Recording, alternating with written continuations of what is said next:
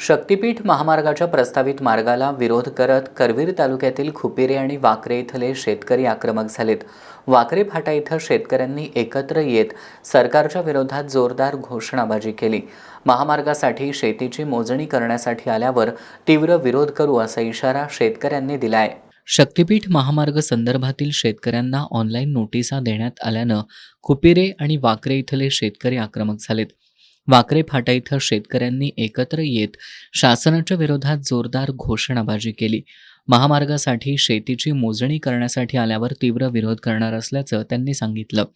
यावेळी बोलताना भगवान पाटील यांनी तुमचा शक्तीपीठ ड्रीम प्रोजेक्ट जिल्ह्यात हाणून पाडू, रक्तपात झाला तरी चालेल पण आमची शेती वाचली पाहिजे, प्रसंगी आत्महत्येची वेळ आली तरी चालेल अशा शब्दात आपल्या भावना व्यक्त केल्या.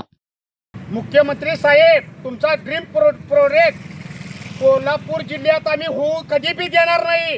रक्तपात झाला तर चालेल, परंतु आज शेतासाठी माझ्या आत्महत्या मला शेतात करायला लागली तर बेहतर, परंतु तुमचा प्रोजेक्ट हाणून पाडल्याशिवाय आम्ही शेतकरी गप असणार नाही.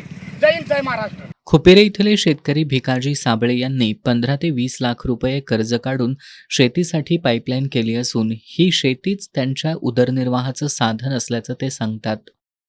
जो नोटीस आम्ही स्वीकारणार नाहीच आणि जो अधिकारी कोण येईल काय जो मोजणी करण्यासाठी त्याला आम्ही उसाच्या बुडक्यानंच मग त्याला सांगणार आहे, कारण का जमीन आमच्या हक्काची नाही, कोणाच्या बापाची.